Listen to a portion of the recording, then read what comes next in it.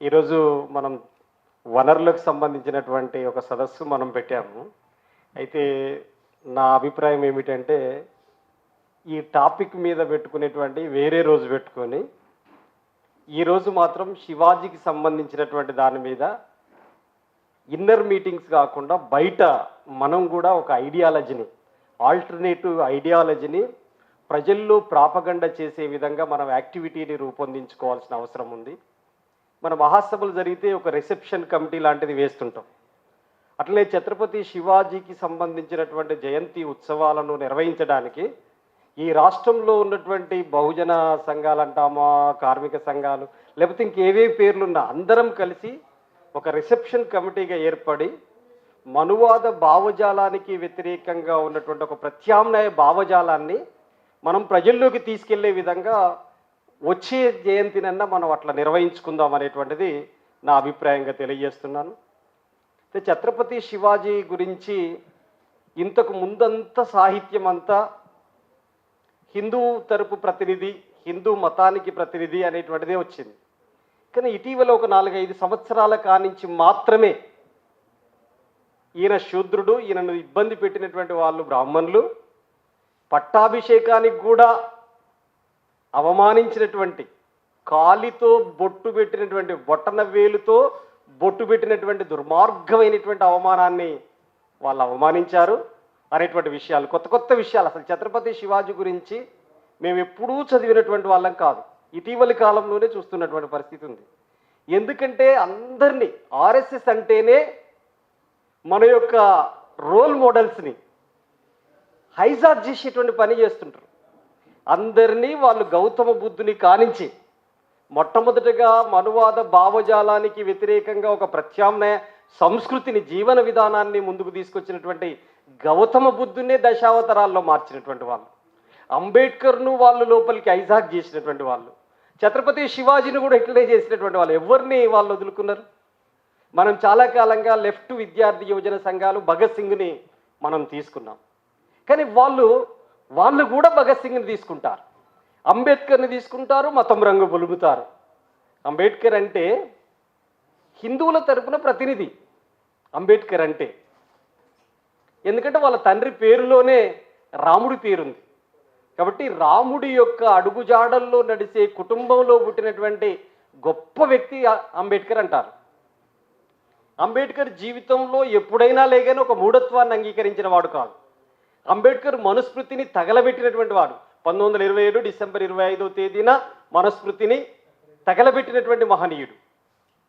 ఛత్రపతి శివాజీ ఈ బ్రాహ్మణిజానికి వ్యతిరేకంగా జీవితాన్ని త్యాగం చేసినటువంటి వ్యక్తి, మహిళల తరపున పోరాడినటువంటి వ్యక్తి, రైతాంగం ఎదుర్కొంటున్న పన్నులకు వ్యతిరేకంగా పోరాడినటువంటి వ్యక్తి. అట్లాంటి ఒక గొప్ప మహనీయుణ్ణి, మన తరపు ప్రతినిధిని వాళ్ళ తరపున హైజాక్ చేసి పట్టుకపోయేటువంటి పని జరుగుతుంది. కాబట్టి ఇట్లాంటి సందర్భంలో హిందూ ముస్లిం పంచాయతీ వేగంగా పెంచుతున్నటువంటి ఈ టైంలో వీళ్ళందరినీ మన వాళ్ళను మనం తెచ్చుకోవాలి. వాళ్ళ యొక్క బందీఖానాల్లోకి తోలుకపోతున్నారు మన వాళ్ళని. కాబట్టి మనం బయటికి పట్టుకొచ్చుకోవాలి. మన వాళ్ళకే వారి ఆదర్శాలన్నీ మన యువతరానికి నేర్పాలి, చెప్పాలి, తెలియజేయాలి. ఒక ప్రత్యామ్నాయ సంస్కృతిని ముందుకు తీసుకెళ్లాలనేటువంటిది నేను మొట్టమొదటిగా మీ దృష్టికి తీసుకొస్తున్నాను. నేను చాలా సందర్భాల్లో ఇటీవలి కాలంలో ఫన్సారే బుక్ ఇవన్నీ చదువుతున్నప్పుడు అర్థమైంది, అసలు ఇట్లా ఉంటుందని కూడా తెలియదు. నేను కూడా ట్రాప్లో ఉన్నటువంటి వ్యక్తిని చాలా కాలం. ఒక 30 మంది సైన్యాధిపతులు ఛత్రపతి శివాజీ యొక్క సైన్యంలో ఉన్నారు ముస్లింలు. సుమారు 30% మంది సైన్యం ఈ దీంట్లో ఉన్నది ముస్లింలుగా. అనేక కులాల వారికి ఉన్నారు, అనేక తరగతుల వారికి ఉన్నారు. ఛత్రపతి శివాజీ యొక్క ఉద్యమంలో సైన్యం ద్వారా మొత్తం రాజ్యంలో మనకు 3 ముఖ్యమైనటువంటి విషయాలు కనిపిస్తాయి. ఒకటి, సామ్రాజ్యవాదానికి వ్యతిరేకంగా జరిగినటువంటి పోరాటం మనకు కనిపిస్తుంది. రెండోది, భూస్వామ్య విధానానికి వ్యతిరేకంగా జరిగినటువంటి పోరాటం కనిపిస్తుంది. మూడోది, ఆధిపత్యానికి వ్యతిరేకంగా అట్టడుగు వర్గాల్ని ఐక్యం చేసినటువంటి చరిత్ర మనకు కనిపిస్తుంది. అందుకని ఇది ఒక గొప్ప ఉద్యమం ఛత్రపతి శివాజీ అనేటువంటిది మనం అర్థం చేసుకోవాలి. అందుకని శివాజీ యొక్క చరిత్రని మన చరిత్ర మనం తెలుసుకోకుండా కొత్త చరిత్ర నిర్మించలేము. కాబట్టి ఈ చరిత్రను మన తరగతులకి, మన బిడ్డలకి తెలియజేయటమే మనం లక్ష్యంగా ముందుకు వెళ్ళాలనేటువంటిది మొట్టమొదట మీ దృష్టికి తీసుకొస్తున్నాను. రెండో అంశానికి సంబంధించింది తెలంగాణలో వనరులు. తెలంగాణలో వనరులన్నీ ఎవరి చేతుల్లో ఉంటున్నాయి? ఇది మనం చాలా ముఖ్యమైనటువంటి అంశం. వనరులన్నీ కొద్దిమంది చేతుల్లోకి వెళ్తున్నాయి. వనరులన్నీ అందరి చేతుల్లోకి వెళ్ళాలి.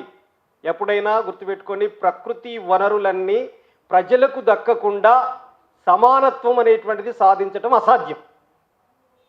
భూమి, నీరు, గాలి, వెలుగు సమస్త ప్రజలకు సమాన హక్కుగా దక్కడమే సామాజిక న్యాయం అవుతుంది, సమానత్వ పంపిణీ అవుతుంది. భూమి ఎవరి చేతుల్లో ఉంది? ఈ రోజుకి ఎవరి చేతుల్లో ఉంది? మనం ఆలోచిస్తే కొద్దిమంది శక్తుల్లో ఉంటుంది. సామాజికంగా చూస్తే అగ్రకుల ఆధిపత్య శక్తుల మధ్యలో ఉంది. ఆర్థికంగా చూసుకున్నప్పుడు ఈ దేశంలో భూస్వాముల చేతుల్లో ఇంకా ఉంది. ఈ రోజుకి దళితుల్లో 64% మంది దళితులకి సెంటు గుంట భూమి లేదు అనేటువంటిది మనం అర్థం చేసుకోవాలి. దళితులు చనిపోతే చెరువు నిండితే కట్టకు పెట్టాలి, చెరువు ఎండితే చెరువులో పెట్టాలి. ఇట్లాంటి దారుణమైన పరిస్థితి 78 సంవత్సరాల తర్వాత మనం గుర్తిస్తున్నాం. 75 ఏళ్ల రాజ్యాంగం తర్వాత మనం చూస్తున్నాం. ఇది ఎక్కడి దౌర్భాగ్యం అంటే, వనరులు ఎవరి చేతుల్లో ఉన్నాయి? చచ్చిపోతే బొంద పెట్టుకునేటువంటి బొందలగడ్డ స్థలం యొక్క సంఖ్య ఎంత అంటే 6 అడుగుల నేల. 6 అడుగుల నేలకు నోచుకోనటువంటి అట్టడుగు తరగతులకి భూమి దక్కనంత కాలం ఛత్రపతి శివాజీ యొక్క హక్కుల్ని మనం ఎడ తీసుకెళ్ళినట్టు అవుతుంది, ఆయన లక్ష్యాల ఆశయాలను ఎలా ముందుకు తీసుకెళ్ళినట్టు అవుతుంది అనేటువంటిది మనం చూడాలి.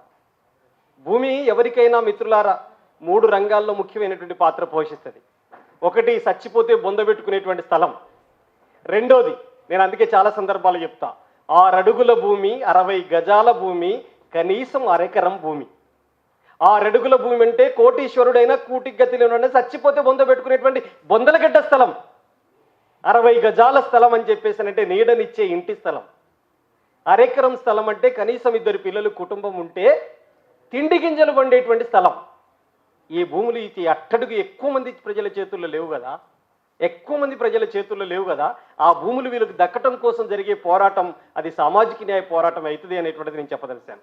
ప్రభుత్వ వనరులు కూడా మొత్తం లేకుండా పోతున్నాయి, ప్రకృతి వనరులు లేకుండా పోతున్నాయి.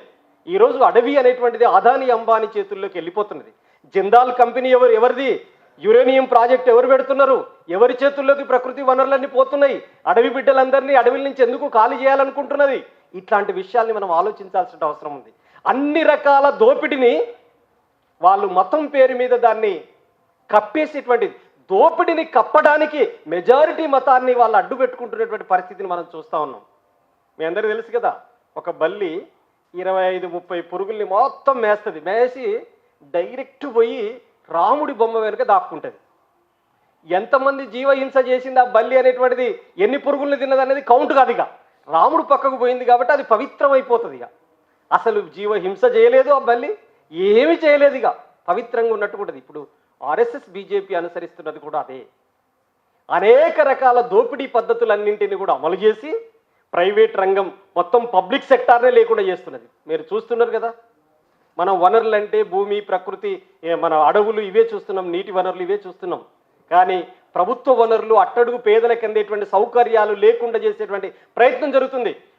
సమాన విద్య దక్కినప్పుడు, కామన్ స్కూల్ విధానం వచ్చినప్పుడు అగ్రకులంలో ఉన్న, అట్టడుగు కులంలో ఉన్న అందరికీ అవకాశం దక్కింది. కానీ ఇప్పుడు ఏం జరుగుతుంది చూడండి, ప్రైవేట్ ఎడ్యుకేషన్ వచ్చిన తర్వాత కోటీశ్వరుడైనా పేదవాడైనా దాంట్లోనే చదవాలి, ఫీజు కట్టి చదివేటువంటి విద్య ఉంది.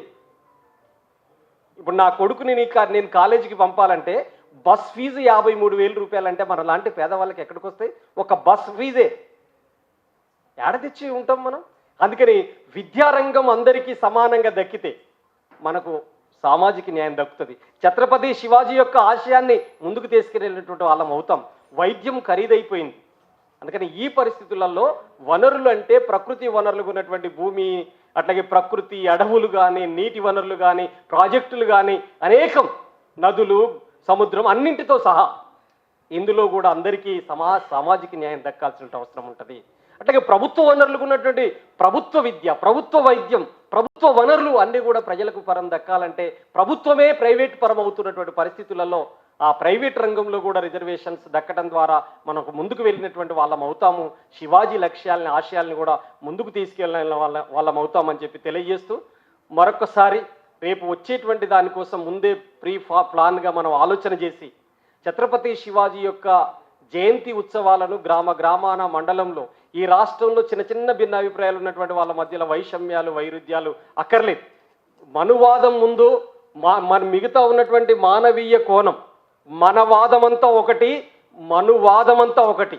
మనవాదమంతా బహుజనులు, కమ్యూనిస్టులు, అంబేద్కరిస్టులు, ఇంకేదైనా పేర్లు చెప్పండి, వాళ్ళందరూ కలిసి ఈ మనువాదానికి వ్యతిరేకంగా ఒక ప్రత్యామ్నాయ సంస్కృతిని ఈ తెలంగాణ గడ్డపైన నిలబెట్టకపోతే మన తరగతులు, మన బిడ్డలందరూ కూడా మనువాదానికి బలి కావాల్సినటువంటి పరిస్థితులు ఎదురవుతాయి. మీరు చూడండి, బ్రాహ్మణీయ ఆధిపత్యం కోసం సాగుతున్నటువంటి యాత్రలన్నింటిలలో మన బిడ్డలే ఎక్కువ అగ్రభాగాన పోతున్నారు. మనం చెబుతున్న ఎస్సీ ఎస్టీ బీసీ బిడ్డలే మొత్తం కూడా ఛత్రపతి శివాజీ కాషాయ కంకణాలు, కాషాయ లాల్చీలు, కాషాయ జెండాలు పెట్టుకొని పెద్ద ఎత్తున ఆందోళనలో దాంట్లో ర్యాలీలలో నిలబడుతున్న వాళ్ళందరూ మన వాళ్ళే. ఒక నీలి జెండా వైపు, ఒక లాల్ జెండా వైపు, వాళ్ళందరినీ ర్యాలీలో పోగు చేసేటువంటి వైపుగా మనం ఇట్లాంటి ఉత్సవాన్ని తీసుకెళ్లాలని చెప్పి తెలియజేస్తూ, నాకు ఈ అవకాశం ఇచ్చినందుకు మీ అందరికీ మరొకసారి జై భీమ్, లాల్ సలాం తెలియజేస్తూ ముగిస్తున్నాను.